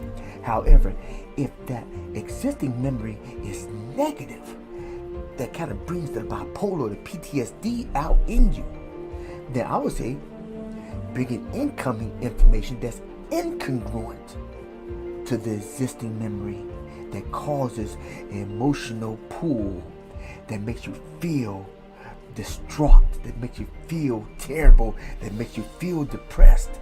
So get out those feelings and go back to your current state of consciousness, and don't pull from the existing memory that's negative. Be aware of it, but acknowledging that it's there allows you room to grow and to rebuild a new foundation that will help you propel to greater heights. But that's all about a state of mind, a state of position. It's not about a feeling, it's about a position. So a state of mind, an attitude is a state of mind. It's you determine your altitude, and you determine the depths that you may go down in. But you have to make a choice, a conscious choice, to pull in incoming information that builds on positive existing memories, and pulling incoming information that goes against negative existing memories and builds a better foundation for a better future. And if you get a better future, if you get a better mindset, you get a better future. You get a better surrounding, a better community. People will grow to you because your attitude will be contagious, not repellent. So, attitude, does it determine your altitude? It depends how much you want it. How much do you want a positive outcome? How much do you want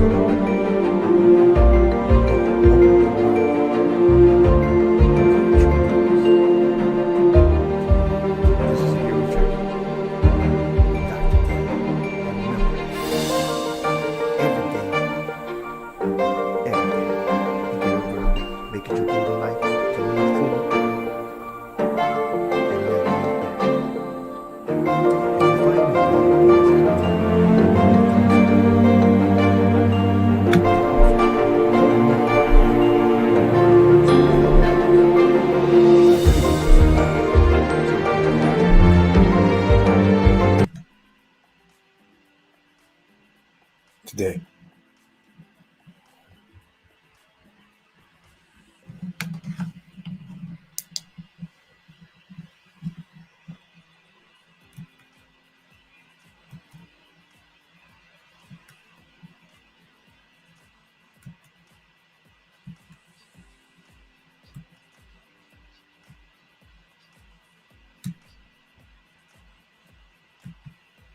Hey, journeymen, journeywomen, thank you for sharing this. Just clicking on this was an impromptu stream. I was just putting out a stream of my playlist, my emotion center playlist, and please do not pay attention to the trollers putting that stuff on the side. I'm trying to delete it for those emojis. I don't know what those emojis mean. I really don't. But this is Hero's Journey with Dr. D. I hope the content. I think 10 to 15 videos. I don't know how many I was showing. Um, help me help you. How about you help me help you by clicking subscribe and give me thumbs up and commenting, sharing on the content in the comment section on the YouTube channel, Twitch, or even Facebook. Is appreciated because when you do that, what you do is you help me help you, and you help me make it better tomorrow today. That's my motto. My goal is to inspire, to encourage, to motivate, to educate, helping you get beyond your first move and creating a better mindset today. I just thought today was a good day just to run a stream of things that somebody may be in a down spot, and the things that I talk about as far as emotion may help them get out that hole. Uh, if anything is help, please comment and let me know. It inspires and encourages me. So this is a hero's journey, and also check out my YouTube channel www.heroesjourneywithdrd.com. So if you remember anything from this content that I just showed, remember this. You are important. And every day you get up early, make it your goal in life to always look forward and never look back. This is Hero's Journey with Dr. D. Peace and blessing. And we are